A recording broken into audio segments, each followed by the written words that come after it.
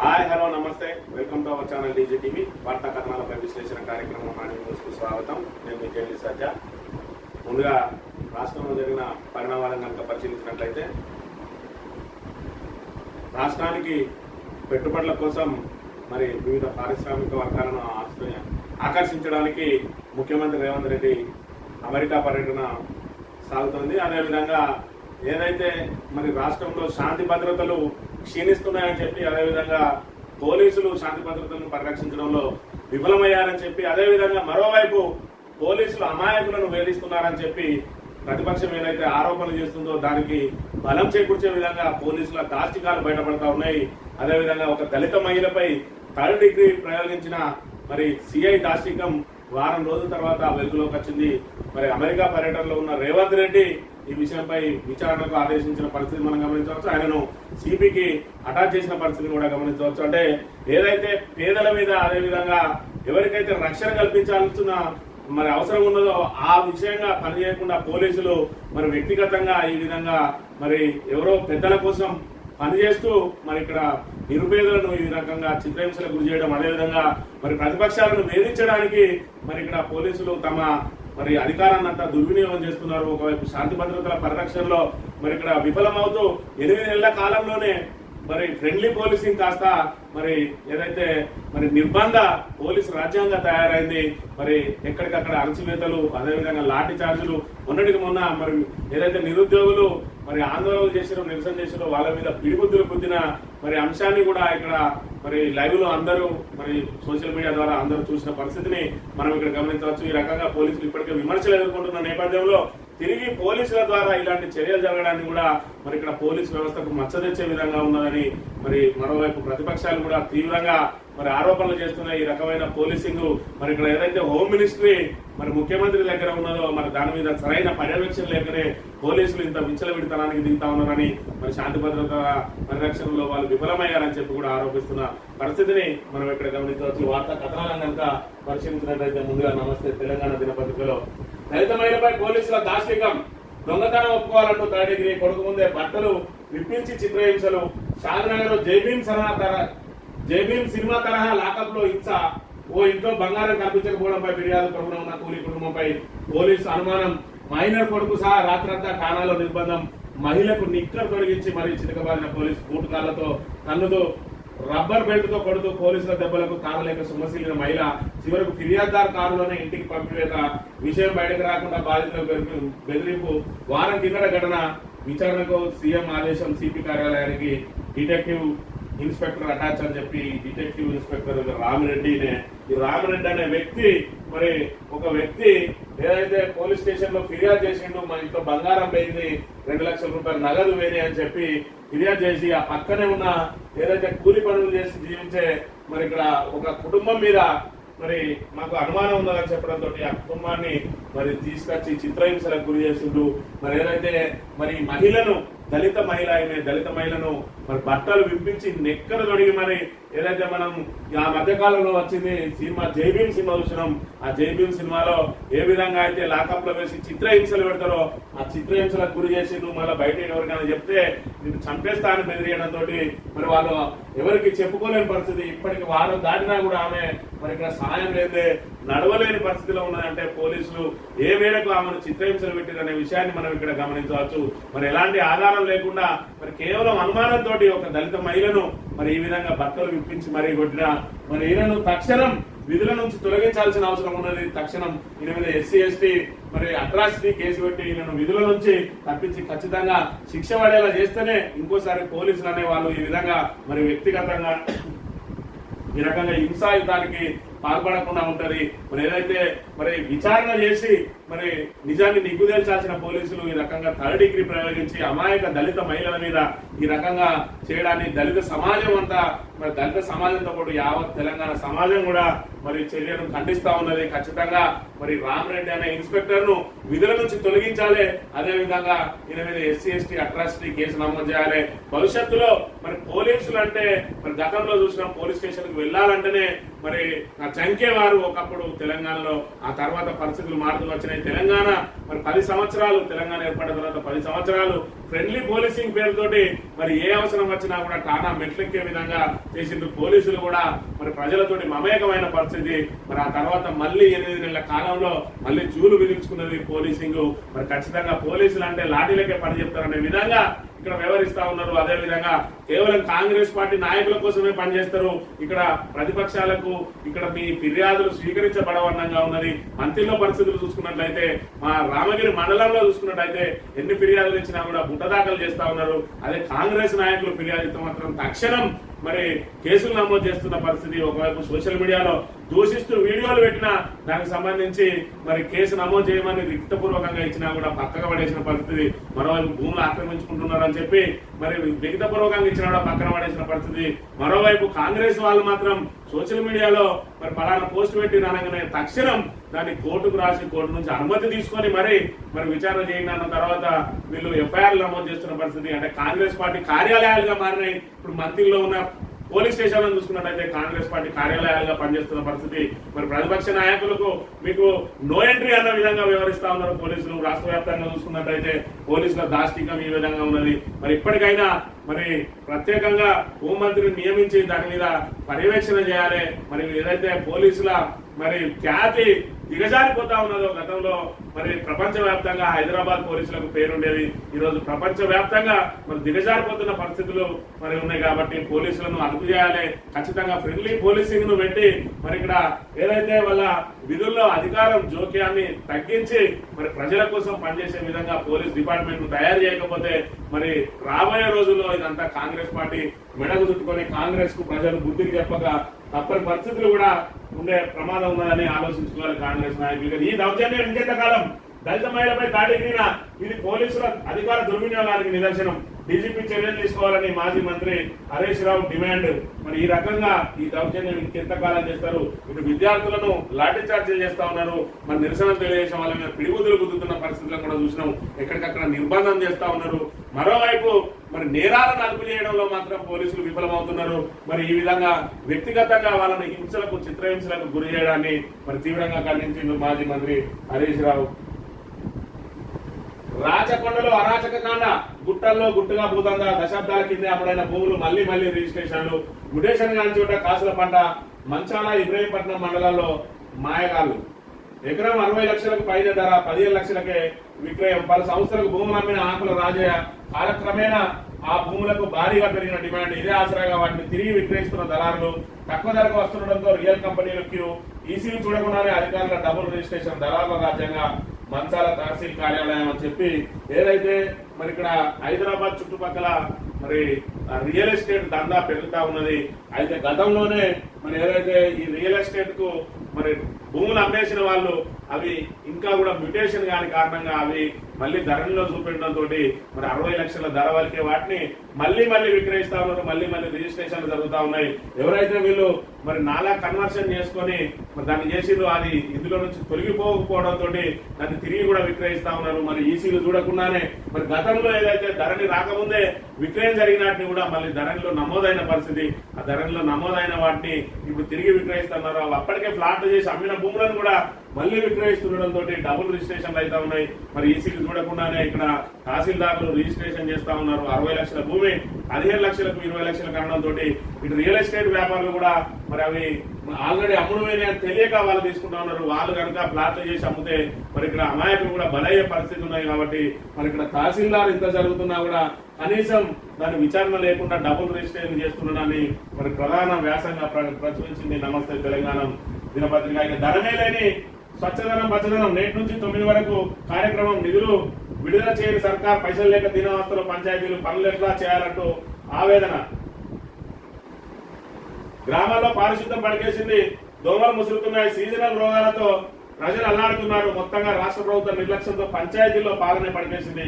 BRS పాలనలో ప్రగతి పథంలో ఉన్న పల్లెలు నేడు నిధులు లేక దీనావస్థలో కొట్టుమిట్టాడుతున్న ఈ దశలో ప్రభుత్వం సోమవారం నుంచి మరి స్వచ్ఛదనం పచ్చదనం అనే కార్యక్రమాన్ని ప్రవేశపెట్టింది.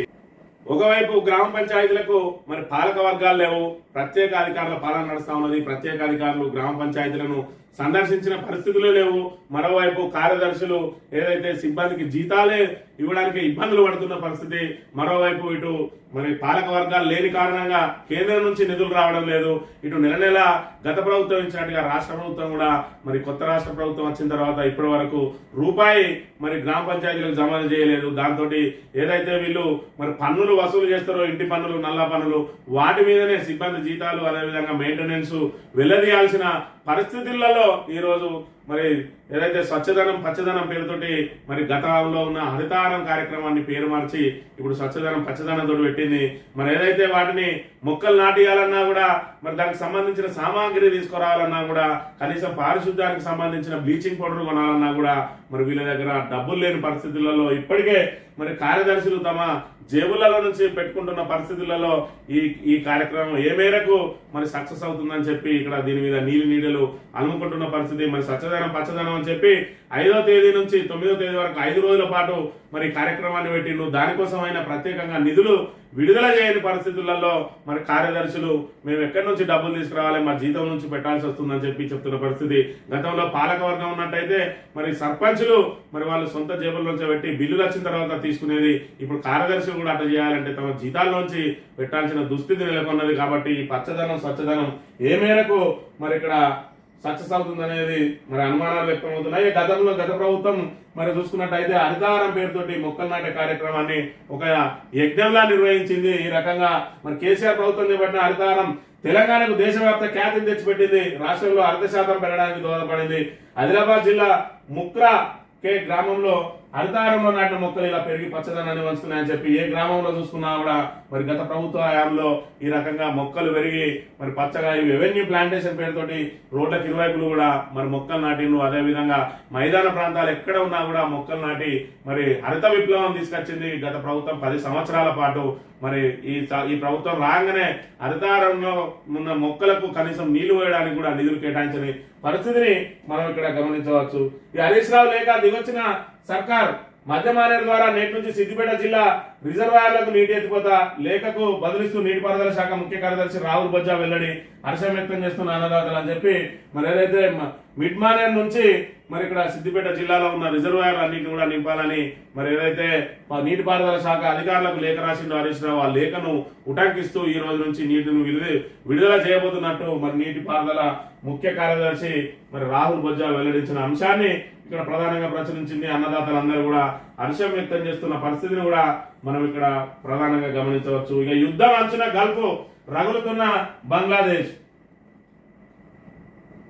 విస్తృతమవుతున్న ఇజ్రాయెల్ హమాస్ వార్, ఇజ్రాయెల్ పై ఏ క్షణాన్నైనా ఇరాన్ దాడులు, తాజాగా రాకెట్లతో విడిచిపడ్డ హెజ్బొల్లా, గాజాపై ఇజ్రాయెల్ దాడిలో 18 మంది మృతి అని చెప్పి ఇక్కడ ఇరాన్ కు అదేవిధంగా ఇజ్రాయెల్ కు మధ్య మరి యుద్ధ వాతావరణం నెలకొన్నది. ఇది 3వ ప్రపంచ యుద్ధంగా పరిగణించే మరి అవకాశం ఉన్నది. మరి ఏదైతే ఇక్కడ ఇజ్రాయెల్ కు మరి అమెరికా, లండన్ లాంటి దేశాలు మరి ఇక్కడ బాసడగా నిలిస్తే ఇరాన్ కు రష్యా దేశం బాసడగా నిలవడంతో మరి ఇది 3వ ప్రపంచ యుద్ధంగా మారే అవకాశం ఉన్నది. ఏదైతే హమాస్ మీద దాడి చేసి మరి హమాస్ అధినేతనైతే ఏదైతే మరి ఇజ్రాయెల్ హతమార్చిందో దాన్ని ఇరాన్ మీద దాడి జరిగింది. కాబట్టి ఇరాన్ మరి తీవ్రంగా పరిగణించి మరి అది కూడా యుద్ధానికి దిగడానికి సిద్ధమవుతున్న పరిస్థితి.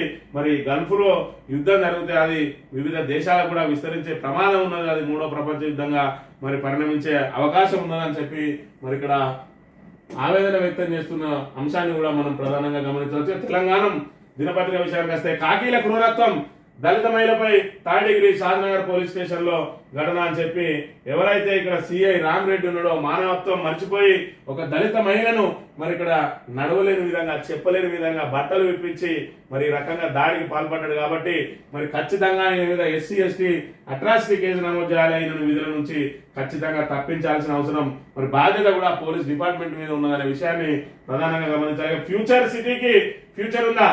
సీఎం రేవంత్ కలల నగరానికి అడ్డంకిగా మారనున్న భూసేకరణ చట్టానికి విరుద్ధంగా ముఖ్యమంత్రి ప్రకటన.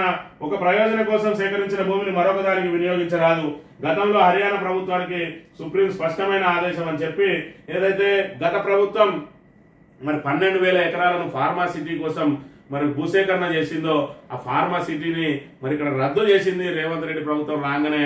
మరి ఫార్మా విలేజ్లు పెడతాం, అని చెప్పి ఆ 12,000 ఎకరాల మీద కన్నేసింది రేవంత్ రెడ్డి ప్రభుత్వం. దీనిలో ఫ్యూచర్ సిటీ నిర్మిస్తామని చెప్పి మరి 4th సిటీ పేరుతోటి ఇప్పటికే హైదరాబాద్, సికింద్రాబాద్, సైబరాబాద్ ఏ విధంగా అయితే ఉన్నాయో మరి ఇక్కడ 4th సిటీని డెవలప్ చేస్తాం, మరి అక్కడ విశ్వవిద్యాలయం కడతాం, అదేవిధంగా వివిధ పారిశ్రామిక వర్గాలను తీసుకొస్తాం, అదేవిధంగా యూనివర్సిటీలను మరి విద్యకు నిలయంగా చేస్తాం, దీన్ని మరి ఏదైతే న్యూయార్క్ నగరానికి ధీటుగా నిర్మిస్తామని చెప్పి చెప్తా ఉన్నాడో మరి దానికి భూసేకరణ చట్టం మరి ఇక్కడ అడ్డంకిగా మారే అవకాశం ఉన్నదని చెప్పి ప్రధానంగా ప్రచురించింది తెలంగాణ దినపత్రిక. ఎందుకంటే అవి రైతుల నుంచి సేకరించే సమయంలో దీన్ని ఫార్మా సిటీకి మరి వినియోగించడానికి అని చెప్పి దాన్ని ఖచ్చితంగా మరి డిఎన్డిడి చేస్తారు, నోటిఫికేషన్ వేసి మరి భూసేకరణ చేపట్టారు. కాబట్టి ఒకవేళ అది ఫార్మా సిటీ కనుక అక్కడ నిర్మించిన పక్షంలో ఖచ్చితంగా రైతులకు తిరిగి ఇవ్వాలని చెప్పి 2013 చట్టంలో స్పష్టంగా పేర్కొనబడ్డదని చెప్పి ఏదైతే ఏ అవసరం కోసం అయితే సేకరిస్తామో ఆ అవసరానికి వినియోగించిన పక్షంలో తిరిగి రైతులకే అప్పగించాలని చట్టంలో మరి ఖచ్చితంగా మరి నిబంధన రూపొందించబడి ఉన్నాయి. కాబట్టి దీన్ని ఫోర్త్ సిటీ కోసం వినియోగిస్తే రైతులు ఎవరు కోర్టుకు వెళ్ళినా కూడా అది పూర్తి స్థాయిలో నిలిచిపోయే అవకాశం ఉంటుంది. మరి భూములన్నిటి కూడా రైతులకు తిరిగి ఇవ్వాల్సిన అవసరం ఉంటుందని చెప్పి మరి అసెంబ్లీలో కూడా ఏదైతే మరి ప్రతిపక్ష నేత మరి ఇక్కడ కేటీఆర్ దీని మీద ఆల్రెడీ చెప్పేసిండ్రు, దీని ఒకదానికి వినియోగించే భూములు మరోదానికి కేటాయిస్తే భూసేకరణ చట్టం అడ్డమచ్చే అవకాశం ఉన్నాయి. కాబట్టి దానిలో మరి ఖచ్చితంగా ఫార్మా సిటీనే నిర్మించండి అని చెప్పి విజ్ఞప్తి చేసినప్పటికీ కూడా ప్రభుత్వం 4th సిటీ వైపే మొగ్గు చూపుతా ఉన్నది. ఖచ్చితంగా దానిలో మహానగరాన్ని నిర్మిస్తామని చెప్పి చెప్తా ఉన్నాడు, కానీ మరి భూసేకరణ చట్టం అందుకు అనుమతించదు అని చెప్పి గతంలో హర్యానాకును మరి కేంద్రానికి మధ్యలో జరిగిన మరి ఏదైతే మరి ఆ కేసుకు సంబంధించి సుప్రీంకోర్టు ఇచ్చిన తీర్పు స్పష్టంగా పేర్కొన్నది అని చెప్పి చెప్తున్న పరిస్థితిని మనం ఇక్కడ గమనించవచ్చు. ఈ లెక్కన మరి 4th సిటీ అనేది మరి దీని మీద నీడలు అలుముకున్న ఆదిలోనే అంశపాదులాగా మారే పరిస్థితి ఉన్నదని కూడా మరి ఇక్కడ ప్రధానంగా చెప్పవచ్చు. నిజంగానే కోమటిరెడ్డిది ఆఫ్ నాలెడ్జా? మంత్రి కోమటిరెడ్డిపై నెటిజన్ల ఫైర్. కేంద్రం ఆధీనంలోని ఉప్పల్ నారపల్లి కారిడార్ పనులు తెలుసుకోకుండా మాట్లాడతారా అంటూ విమర్శలు అని చెప్పి ఏదైతే గత ప్రభుత్వ హయాంలో ఉప్పల్ నారపల్లికి సంబంధించి ఎలివేటెడ్ కారిడార్ పనులు నడుస్తా ఉన్నాయో అది పూర్తిగా కేంద్ర ప్రభుత్వం ఆధ్వర్యంలో నడుస్తున్న పనులు, దాన్ని మరి నత్తనడక నడుస్తా ఉన్నాయని చెప్పి నిన్నటి రోజున దాని మీద సమీక్ష చేసిండు. మరి ఆర్ఆర్బీ మంత్రిగా ఉన్న మరి ఇక్కడ కోమటిరెడ్డి వెంకటరెడ్డికి అవి రాష్ట్ర ప్రభుత్వ ఆధ్వర్యంలో నడుస్తున్నాయా, కేంద్ర ప్రభుత్వ ఆధ్వర్యంలో నడుస్తున్నాయా అనేది తెలియకుండానే మరి కేటీఆర్ ఇన్ని రోజులు ఏం చేసిండు, ఆ పనులు నత్తనడకన సాగుతూ ఉంటే మరి దాన్ని పనులు పూర్తి చేయాల్సిన బాధ్యత లేదా అని చెప్పి ఏదైతే నిన్న రోజున వ్యాఖ్యలు చేసిండో ఆ వ్యాఖ్యలకు నెటిజన్లు అందరూ కూడా మరి ఇక్కడ కోమటిరెడ్డిది ఆఫ్ నాలెడ్జే. మరి ఏదైతే ఇక్కడ హరీష్ రావు పేర్కొన్నాడో ఏది అసెంబ్లీలో మరి ఏదైతే ఈయన ఆఫ్ నాలెడ్జ్ ఫెయిల్ అని చెప్పిండో దాన్ని నిజంగానే ఆఫ్ నాలెడ్జ్ కోమటిరెడ్డి వెంకటరెడ్డిది. లేదంటే కేంద్ర ప్రభుత్వ ఆధీనంలో జరిగే పనులకు గత ప్రభుత్వానికి ఎట్లా కడతారు రాష్ట్ర ప్రభుత్వానికి అని చెప్పి మరి ఇక్కడ తీవ్రంగా నెటిజన్లు ఫైర్ అయిన పరిస్థితిని కూడా మనం ఇక్కడ గమనించవచ్చు. రుణమాఫీ కోసం ఎల్ఆర్ఎస్ కు సూటి 10,000 కోట్ల లక్ష్యం, అధికారులకు ఆదేశాలు ఇచ్చిన మంత్రి. ఎల్ఆర్ఎస్ ను ఉచితంగా చేస్తామని ప్రతిపక్షంలో ఉన్న హామీ ఇప్పుడు ఆ ఊసెత్తిన సర్కార్, సామాన్యుడిపై భారం మోపుతున్న ప్రభుత్వం, సర్కార్ తీరుపై ప్రతిపక్షాలు గరంగరం అని చెప్పి మరి 3వ విడత రుణమాఫీకి నిధులు సేకరించడానికి మరి ఇక్కడ ఆగస్టు 15 లోపు రుణమాఫీ చేస్తా అన్నాడు. దానికి మంగళం పాడిండ్రు. మరి ఆగస్టు చివరి లోపు చేస్తా అని చెప్పిండ్రు. ఈ లోపు ఎల్ఆర్ఎస్ ను అమలు చేయాలని మరి అందిన కాడికి మరి వసూలు చేయాలి. మరి 10,000 కోట్లే లక్ష్యంగా ఎల్ఆర్ఎస్ ను ప్రవేశపెట్టింది ప్రభుత్వం మరి నిధుల సేకరణ కోసం. గతంలో ప్రతిపక్షంలో ఉండగా కాంగ్రెస్ మాత్రం నో ఎల్ఆర్ఎస్ నో బీఆర్ఎస్ అనేది ఈ రోజు వచ్చి మళ్ళీ ఎల్ఆర్ఎస్ కు ఇక్కడ నిధులను మరి సేకరించడానికి దానికి ఫీజులు పెట్టింది. మరి ఖచ్చితంగా మరి కాంగ్రెస్ ప్రతిపక్షంలో ఉన్నప్పుడు ఏదైతే చెప్పిందో దానికి కట్టుబడి ఉండాలని చెప్పి ప్రతిపక్షాలు డిమాండ్ చేస్తా ఉన్నా కూడా ప్రతిపక్షాల డిమాండ్ పట్టించుకోకుండా మరి ఎల్ఆర్ఎస్ ద్వారా 10,000 కోట్ల సేకరణ లక్ష్యంగా ముందుకు సాగుతున్న అంశాన్ని ఇక్కడ ప్రధానంగా గమనించవచ్చు. సీఎం నియోజకవర్గంలో కేజీబీవీ సమస్యలపై కదిలిన యంత్రాంగం, ఎస్ఓ మరో 3 బదిలీ, సిబ్బందిపై వేటు. ముఖ్యమంత్రి సొంత నియోజకవర్గంలోని మరి కస్తూర్బా గాంధీ మహిళల మరి ఏదైతే విద్యార్థినుల మరి పాఠశాల ఉన్నదో అందులో పురుగుల అన్నం, ఏదైతే అన్నంలో పురుగులు వచ్చినాయో దీని మీద మన తెలంగాణ దినపత్రిక ప్రత్యేకంగా వార్తను ప్రచురించింది. ఈ వార్తకు సంబంధించి మరి సిబ్బంది తక్షణం స్పందించి అక్కడ ఎస్ఓతో పాటు మరో 3 బదిలీలు చేసి దాని మీద విచారణకు మరి కదిలింది బృందం. మరి తెలంగాణ కథనానికి స్పందన అని చెప్పి ప్రధానంగా ఇక్కడ వార్తను ప్రచురించింది తెలంగాణ దినపత్రిక. పొంగులేటి యాగాల భూ కబ్జాలు ఫిర్యాదు చేసినా పట్టించుకుని పోలీసులు, మాజీ నక్సలైట్ పేరుతో యథేచ్ఛగా ఆక్రమణలు ఎదిరించలేక రైతుల ఆత్మహత్యలు అని చెప్పి ఇక్కడ మరి ఎక్కడి వాళ్ళు అక్కడ అందిన కాడికి దోచుకోవడానికే మరి ముందుకు సాగుతా ఉన్నారు కాంగ్రెస్ పార్టీ నాయకులు కానీ కార్యకర్తలు కానీ. ఇక్కడ పొంగిలేటి ఇలాకాలో ఖమ్మంలో అయితే రైతుల భూములు లాక్కుంటా ఉంటే చేసేదేవి లేక అటు బట్టి అనుచరులు ఇటు మరి పొంగులేటి అనుచరులు యథేచ్ఛగా రైతుల మీద దాడులకు పాల్పడుతూ వాళ్ళ భూ కబ్జాలకు పాల్పడుతూ ఉంటే మరి విధులేని పరిస్థితులలో వాళ్ళు ఆత్మహత్య ప్రయత్నాలు చేస్తున్న పరిస్థితులను మనం గమనించవచ్చు. ఖమ్మం జిల్లాలో ఈ పరిస్థితులు మరీ పెట్టరైపోతున్న అంశాన్ని కూడా మనం ప్రధానంగా గమనించవచ్చు. సాక్షి దినపత్రిక విషయానికి వస్తే గాడి తప్పిన వర్సిటీలు, రాష్ట్రంలో 11 విశ్వవిద్యాలయాల్లో పడిపోతున్న విద్యా ప్రమాణాలు, 70% బోధనా సిబ్బంది పోస్టులు ఖాళీ భర్తీ చేయడంలో రాష్ట్ర ప్రభుత్వాల నిర్లక్ష్యం, నెలల తరబడి వీసీల నియామకాలకే దిక్కులేదు, బోధనేతర సిబ్బంది కలిపి మొత్తంగా 4500 ఖాళీలు ఉన్నట్లు అంచనా, కాంట్రాక్టు తాత్కాలిక సిబ్బందితో అరకొర బోధన, నానాటికి పడిపోతున్న ప్రమాణాల జాడలేని పరిశోధనలు, మౌలిక సదుపాయాలకు కొరత, కనీస సౌకర్యాలకు కరువే, యువతలో నైపుణ్యాల పెంపు కోసం స్కిల్ వర్సిటీకి శంకుస్థాపన చేసిన సర్కార్ విశ్వవిద్యాలయ దుస్థితిపై దృష్టి పెట్టాలంటున్న విద్యావేత్తలు అని చెప్పి మరి ఇక్కడ రాష్ట్రంలో 11 విశ్వవిద్యాలయాలు ఉన్నాయి, యూనివర్సిటీలు. ఆ యూనివర్సిటీలకు ఇప్పటికి కూడా మరి పూర్తి స్థాయిలో వీసీలు లేని పరిస్థితి.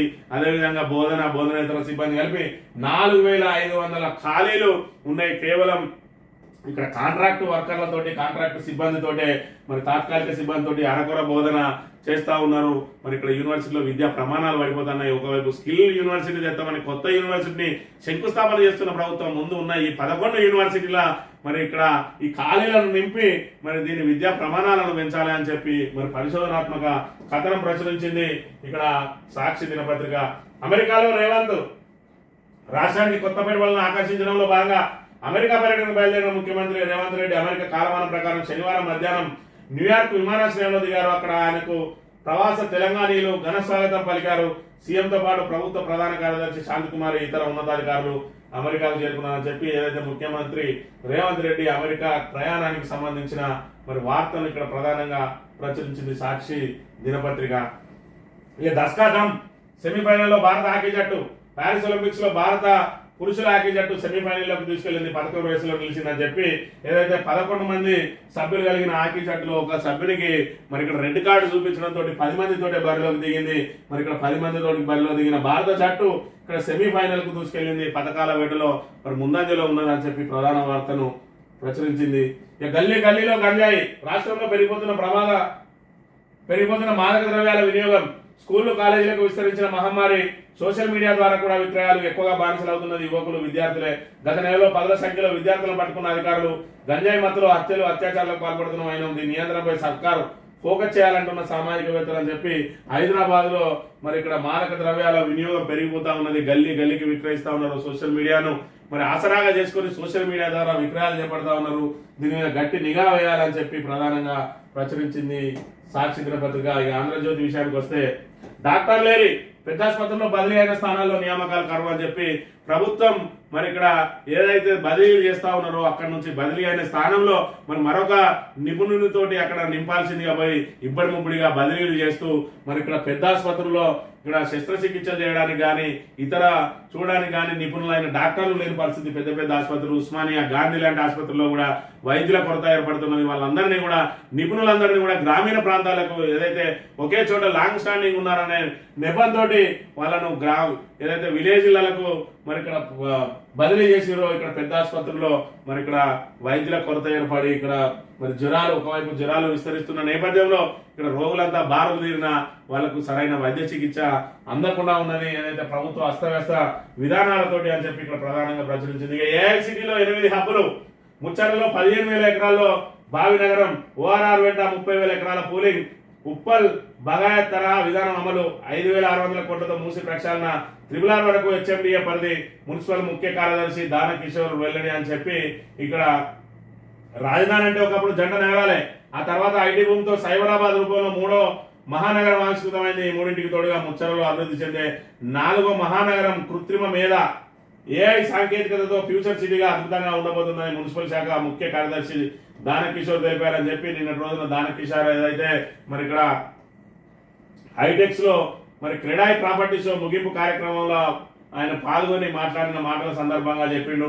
మరోవైపు మన ఫ్యూచర్ సిటీ అంటే మరి ఏదైతే ఫార్మా సిటీ కోసం భూములు సేకరించిండో ఆ భూములకు మరి సాంకేతిక పరంగా ఇబ్బందులు ఎదురైతే భూసేకరణ చట్టం అడ్డొస్తుందని చెప్పి కూడా మరి కొందరు దాని మీద మరి అభ్యంతరాలు వ్యక్తం చేస్తున్న పరిస్థితిలో మరి దీన్ని ఏ విధంగా అధిగమిస్తుంది అనే విషయాన్ని కూడా మనం ప్రధానంగా గమనించాలి. యూట్యూబర్లపై ఆంక్షల పిడుగు, ప్రసార సేవల నియంత్రణ సవరణ బిల్లు పేరిట నిబంధనలు, కేంద్రం అధిగోప్యత, కొద్దిమందితోనే చర్చలు, వారికే కాపీలు, వేరువేరుగా వాటర్ మార్కులు, నిఘాలోకి యూట్యూబర్లు, ఇన్ఫ్లుయెన్సర్లు, విమర్శలకు ఇక మీదట గడ్డు పరిస్థితులు, నిబంధనలు కఠినం, భారీ జరిమానా, నిషేధం బిల్లు చట్టం అయితే భావ ప్రకటన స్వేచ్ఛ కథం, సోషల్ మీడియాపై ఉక్కుపాదం అంటున్న విపక్షాలు అండగా నిలవాలని యూట్యూబర్ల వేడుకోవాలని చెప్పి ఏదైతే మరి ఇక్కడ యూట్యూబర్లు ఇన్ఫ్లుయెన్సర్లుగా మరి మాట్లాడి ఏదైతే ప్రభుత్వం మీద మరి విమర్శలకు చేస్తా ఉన్నారో ఆ విమర్శలన్నిటికీ చెక్ పెట్టడానికి ఇక్కడ ఆంక్షలతోటి మరి ఒక బిల్లును తీసుకురాబోతా ఉన్నది. ఆ బిల్లు చట్టం అయితే భావ ప్రకటన స్వేచ్ఛకు మరి ఇక్కడ భంగం కలిగే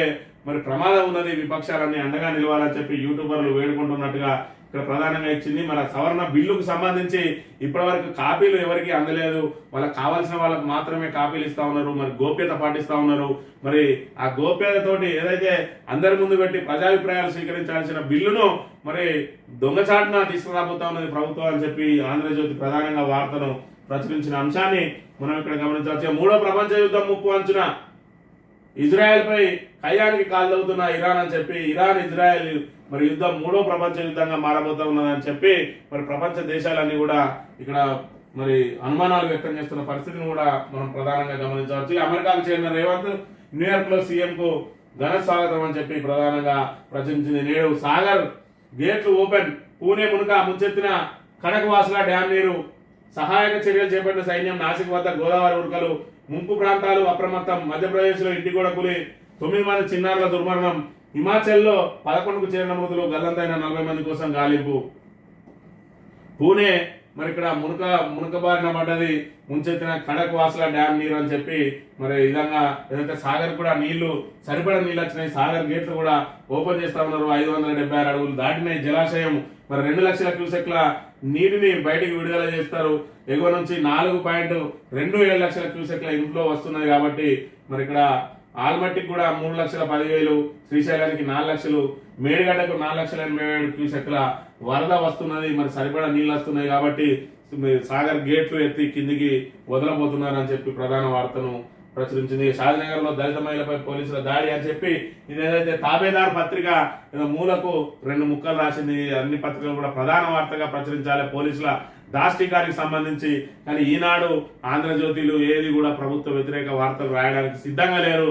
మరి ఇక్కడ ప్రజలకు అవసరమయ్యే వార్తలు కాకుండా ప్రభుత్వానికి అవసరమయ్యే వార్తలు రాయడానికి ఇటు ఆంధ్రజ్యోతి అయితే అదేవిధంగా ఈనాడు అయితే కట్టుబడి ఉన్న అంశాన్ని మనం ఇక్కడ ప్రధానంగా గమనించవచ్చు.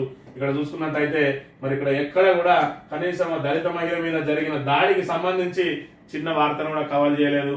ఈనాడు, ఆంధ్రజ్యోతిలు ఖచ్చితంగా మేము అధికార పార్టీ పక్షాన్నే ఉంటామని చెప్పి ఇక్కడ అడ్డగోలుగా ప్రతిపక్షాలను విమర్శిస్తూ వార్తలు రాస్తున్నాయి తప్ప మరి అధికార పక్షం తప్పిదాలను ఎక్కడ కూడా ఎత్తి చూపడానికి ఈ 2 పత్రికలు సిద్ధంగా లేవు. తెలంగాణ ప్రజలందరూ కూడా గమనించాలి. ఆంధ్రజ్యోతి, ఈనాడులో వచ్చే వార్తలన్నీ కూడా ఖచ్చితంగా ప్రభుత్వ అనుకూల వార్తలు. ప్రభుత్వం ఏదైతే వాళ్ళ సిపిఆర్ఓ రిలీజ్ చేస్తాడో ఆ కరపత్రంగా మారిన ఈ 2 పత్రికలు అనే వాస్తవాన్ని కూడా మనం ప్రధానంగా గమనించాలి. ఒకప్పుడు ఈనాడుకు విశ్వసనీయత ఉండేది. ఆ విశ్వసనీయత అంతా కూడా గంగపాలైంది అనే విషయాన్ని కూడా ప్రధానంగా గమనించాలి. ఇక జలాశయానికి జల ప్రవాహం, శ్రీశైలానికి కృష్ణమ్మతో పాటు జనము పోటెత్తుతున్నారు. ఎగువ నుంచి వస్తున్న వరదలతో జలాశయం గేట్లనైతే వారం రోజులుగా నీటిని దిగువకు వదులుతున్నారు. జల పర్వాలు చూసి పరవశించేందుకు శ్రీశైలానికి పర్యాటకుల తాకిడి విపరీతంగా ఉన్నదని చెప్పి ఇక్కడ మరి రోడ్డు పొడవుతా కూడా ప్రజలందరూ అక్కడ నిలబడి మరి ఇక్కడ శ్రీశైలం అందాలను మరి ఇక్కడ గమనిస్తున్న పరిస్థితిని మనం ప్రధానంగా చూడవచ్చు.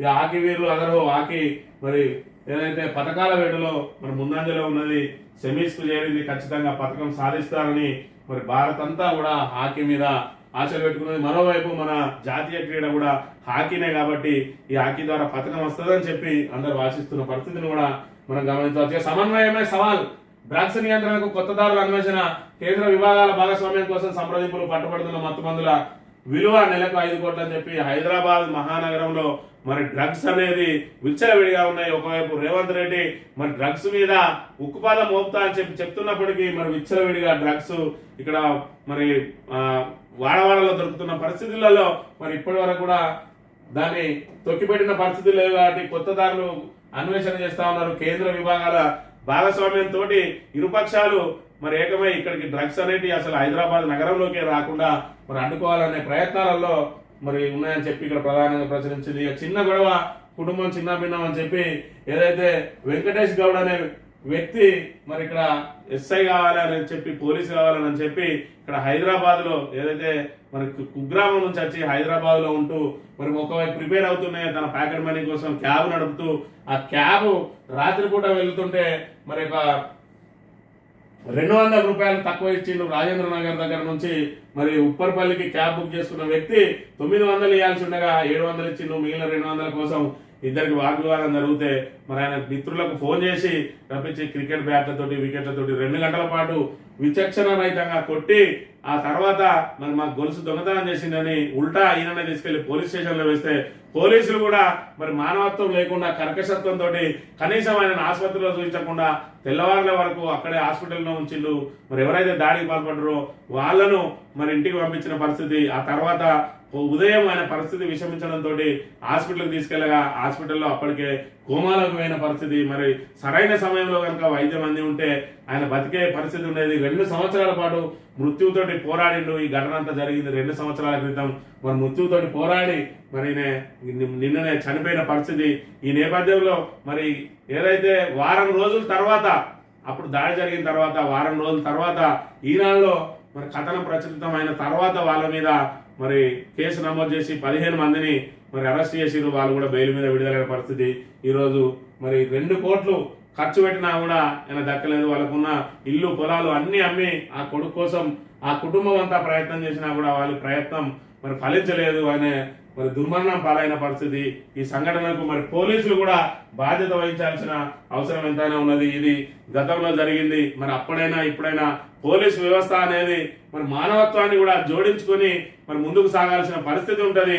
ఒకవైపు మరి ఇక్కడ శాంతి భద్రతలు క్షీణిస్తా ఉన్న నేపథ్యంలో ఇలాంటి పోలీస్ సంఘటన మొన్న మరి మంతలి నియోజకవర్గంలో కాళేశ్వరం ఎస్ఐ భవానీ సేను మరి తోటి మరి మహిళా సిబ్బంది మీద మరి ఏ విధంగా దాష్టికానికి పాల్పడ్డాడో తక్షణం ఆయనను మరి రిమూవల్ ఫ్రమ్ సర్వీస్ చేసినా కూడా ఇంకా పోలీసుల దాష్టికాలు ఆగడం లేదు.